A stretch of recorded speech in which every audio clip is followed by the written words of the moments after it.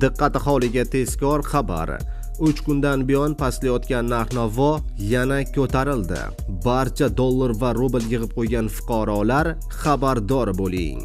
Assalomu alaykum hurmatli tomoshabinlar, tezkor yangiliklardan birinchilardan bo'lib xabardor bo'lishni istasangiz, videorolik ostiga like tugmachasini bosib, kanalimizga obuna bo'lishni unutmang.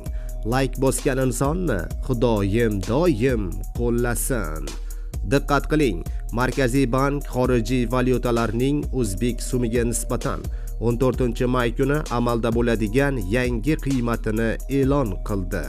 Unga ko'ra, Rossiya rublining kursi 1.09 so'mga ko'tarilib, 160.47 so'mni tashkil etdi.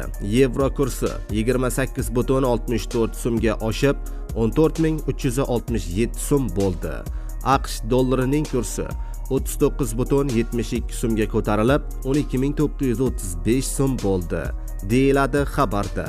Hurmatli tomoshabinlar, xabarimiz keng tarqalib, barchaga yetib borishligi uchun like bosib qo'yishni unutmang.